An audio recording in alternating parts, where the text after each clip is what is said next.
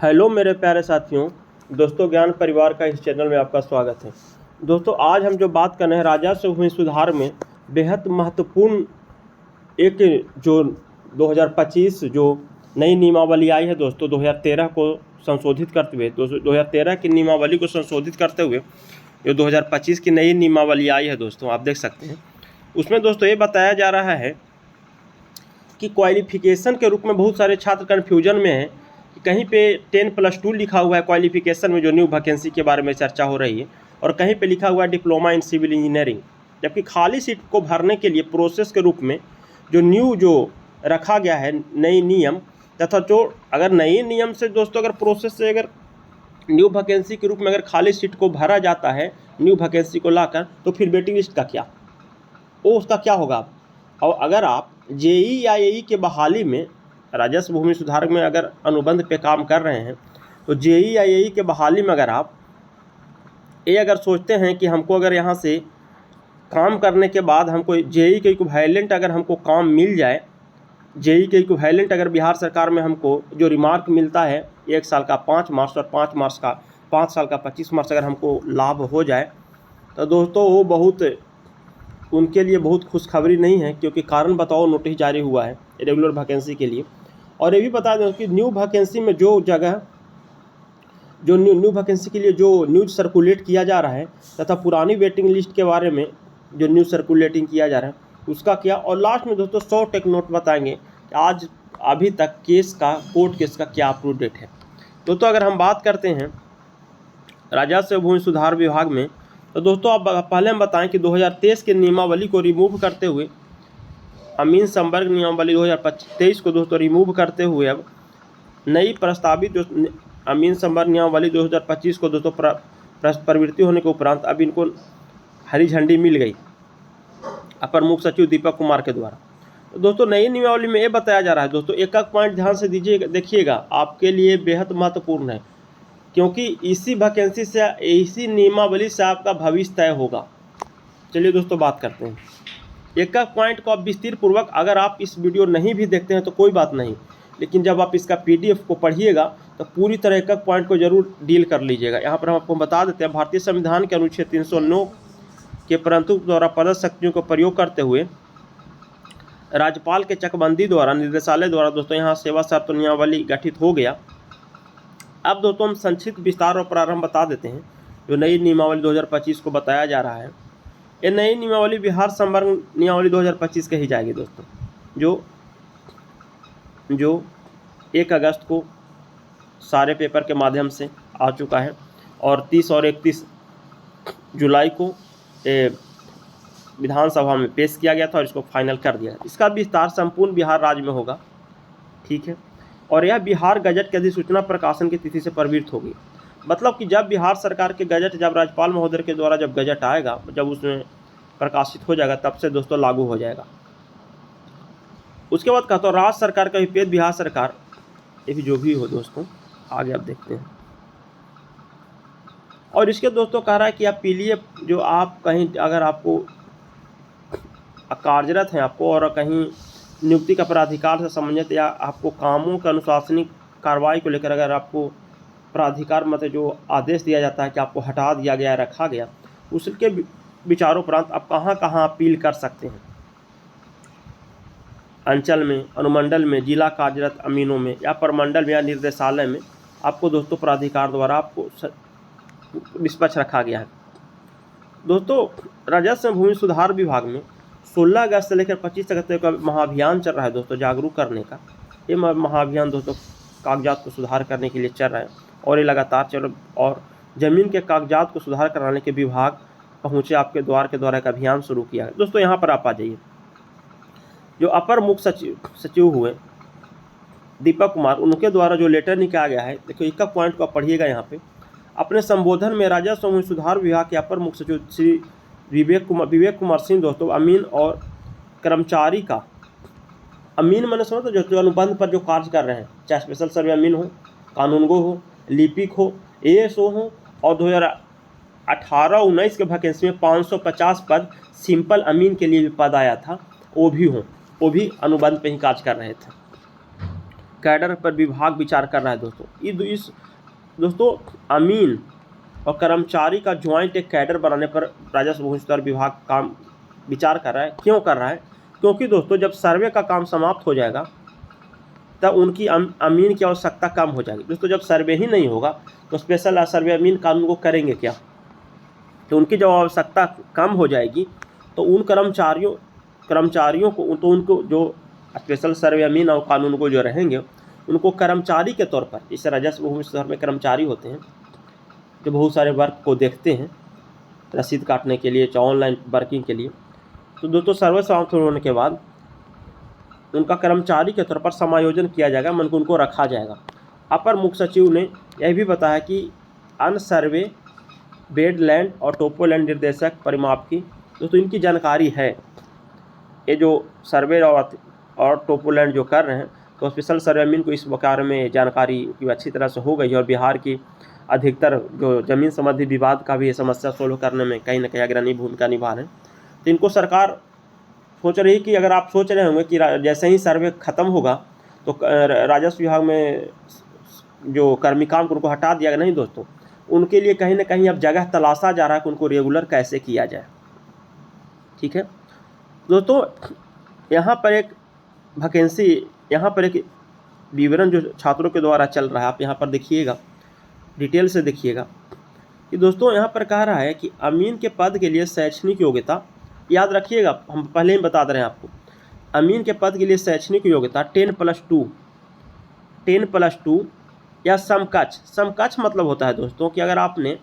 किसी साथी ने 10+2 किया, किसी ने ITI किया और 10+2 नहीं किया, ITI किया, और किसी साथी ने मैट्रिक के बाद ITI कर लिया और किसी साथी ने मैट्रिक के बाद डिप्लोमा कर लिया, तो दोस्तों जो ITI करते हैं वो भी 10+2 के समकक्ष माने जाते हैं और जो डिप्लोमा करते हैं वो भी 10+2 समकक्ष योग्यता के बराबर माने जाते हैं। अगर किसी वैकेंसी में समकक्ष योग्यता 10+2 अगर आप नहीं किया और समकक्ष योग्यता लिखा हुआ है तो आप इस फॉर्म को ITI और जो डिप्लोमा के वो भी भर सकते हैं। ठीक है, आप देख लिए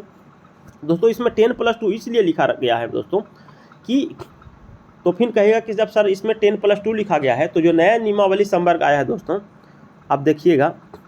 नई जो संवर्ग नियमावली जो बताया जा रहा है तो उसमें फिर डिप्लोमा इन सिविल इंजीनियरिंग क्यों लिखा गया? जब इसमें जब बता ही दिया गया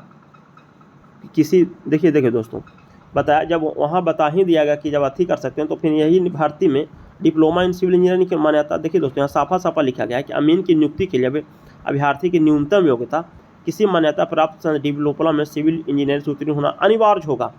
मतलब कि अनिवार्य माने जरूरी होगा, इसके लिए इसके सिवा कुछ नहीं आप कर सकते हैं, अनिवार्य होगा। तो जब यहाँ अनिवार्य होगा दोस्तों तब फिर यहाँ पर फिर समकक्ष योग्यता की चर्चा क्यों किया है?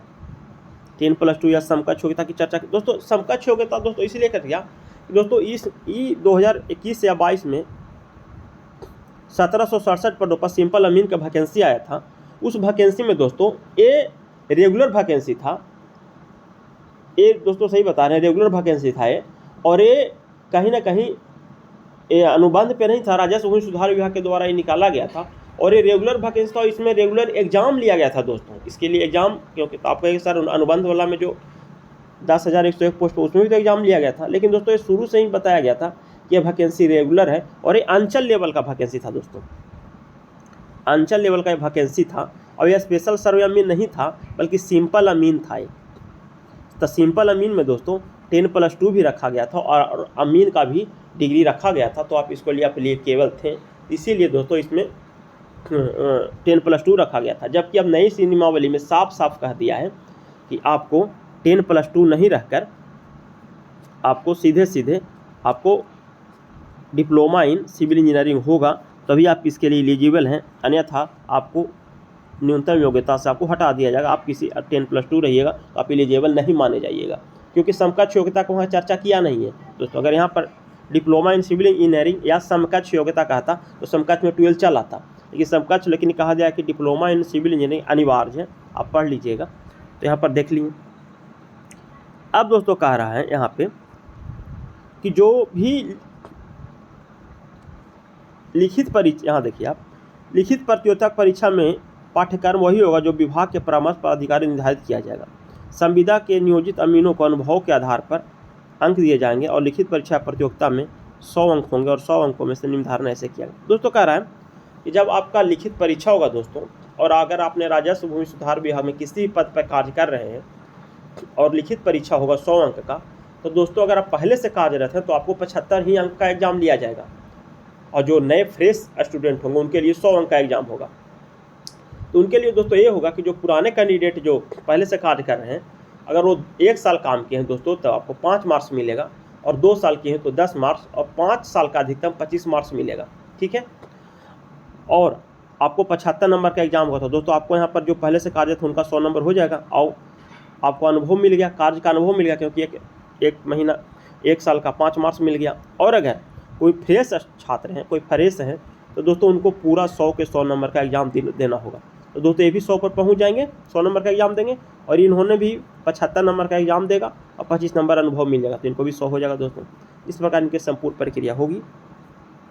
और किसी में दोस्तों कार्य दिवस मान लीजिए आपने 1 साल और 25 दिन काम किया, तो दोस्तों यहाँ से ही फॉर्मूला लगाकर 1 साल 25 दिन में कितना आपको पॉइंट बनता है, यहाँ से आप निर्धारण कर सकते हैं।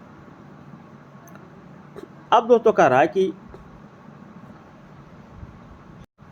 अब दोस्तों यहाँ कह रहा है, यहाँ पर आप देख लीजिएगा कि वर्ष के अंदर, मतलब 1 वर्ष के अंदर रिक्त हुए पदों का, यहीं पर से दोस्तों बात निकल कर आ रहा है कि सर क्या न्यू वैकेंसी आएगा या वेटिंग लिस्ट का वो क्या होगा, यहीं पर से विचार उठ रहा है। क्योंकि दोस्तों यहाँ पर साफ साफ लिख दिया है कि वर्ष के अंदर रिक्त हुए अभिप्रेत सेवा में नए पदों का सृजन, सेवानिवृत्ति, मृत्यु, त्यागपत्र या सेवा से हटाए जाने पर, अगर आपका कार्य संतोषजनक नहीं रहा तो हटाए जाने पर, या पदच्युत या हटा देने पर किसी वर्ष में उद्धित रिक्ति, जब वो रिक्ति हो जाएगा दोस्तों, तो उसके लिए राजस्व भूमि सुधार के अधीनस्थ इकाइयाँ जो नियमावली बनाई है उसका न तो ये एग्जाम लिया जाएगा और न्यू वैकेंसी का पदाक्षेप किया जाएगा। दोस्तों बता रहा है कि जब सर इतना पदों के द्वारा जब रिक्त पद होगा, तो उसके लिए जब वर्ष के अंदर रिक्त पद में जब नए पदों का सृजन का बारे में यहाँ पर कह रहा है कि नए पद सृजन होगा, तो फिर हम लोग जो वेटिंग लिस्ट में छात्र उनका क्या होगा। और ये भी एक बात लोगों के द्वारा चलाया जा रहा है कि 1000 पदों पर राजस्व भूमि सुधार विभाग में देख सकते हैं यहाँ पे नई वैकेंसी आने वाली है। दोस्तों अगर इस नई वैकेंसी के बारे में हम बात करें तो ये पूरी तरह गलत है, हम इसको काट देते हैं। क्यों कहिए कि क्यों गलती है? क्योंकि दोस्तों ये अप्रैल 2025 माह के शुरुआत में की ये न्यूज़ है, और उसी समय स्पेशल सर्वे अमीन जो वेटिंग लिस्ट कहिए, मैं नहीं कहता, प्रोविजनली सेकेंड लिस्ट जो आया था उनके जो सिलेक्शन हुआ था उसी समय लिस्ट ये निकाला गया था कि 1000 पदों पर बहाली होगा, उसी से रिलेटेड है दोस्तों। नई बहाली की अभी कोई चर्चा नहीं है, ठीक है। और जो यहाँ पर ये बताया जा रहा है कि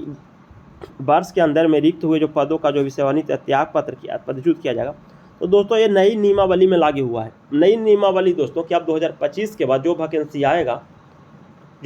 आएगा और उसमें जो राज्यपाल के द्वारा जब गजट प्रकाशित हो जाएगा, और गजट प्रकाशित होने के बाद जब समान प्रशासन विभाग से नियमावली एडवर्टीजमेंट के रूप में आ जाएगा, तो एडवर्टीजमेंट वो जब लागू होगा तो दोस्तों नई नियमावली 2013 को जो संशोधित करते हुए 1 अगस्त 2025 से जो लागू होगा दोस्तों, तब ये लागू होगा। पुरानी वैकेंसी जो वेटिंग लिस्ट में छात्र हैं उन पर एक कतई लागू नहीं होगा, ठीक है दोस्तों। आप यहाँ तक समझ गए होंगे। और दोस्तों यहाँ कुछ प्रोन्नति का पद भी रखा गया है कि आप किस पद से किस पद तक प्रोन्नति हो सकते हैं। और दोस्तों एक बात और आपको हम बताते हैं, 1 सेकंड आप देख लीजिएगा, थोड़ा सा वीडियो हो सकता है कि लंबा हो जाए दोस्तों, कि आपको एई या जेई में दोस्तों आपको नहीं मिलने वाला है। अगर आप कानूनगो, एएसओ या कुछ के पद पे हों, अगर कॉन्ट्रैक्ट पे काम कर रहे हैं, तो आपको रेगुलर आपको होना है दोस्तों, यहाँ से आपको रेगुलर नहीं होइएगा।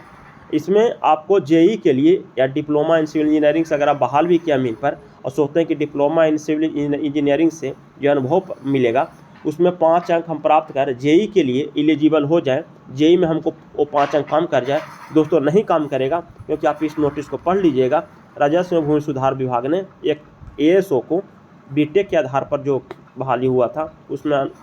जारी कर दिया था। जारी करने के कारण एई और जेई सिविल का दोस्तों उनका कारण बताओ नोटिस जारी हो गया है। तो आप लोग भी इस भरमजाल में न रहिएगा कि हम लोग डिप्लोमा इन सिविल इंजीनियरिंग किए हैं तो हमको अलाउ कर दिया जाएगा जेई में कार्य अनुभव के लिए,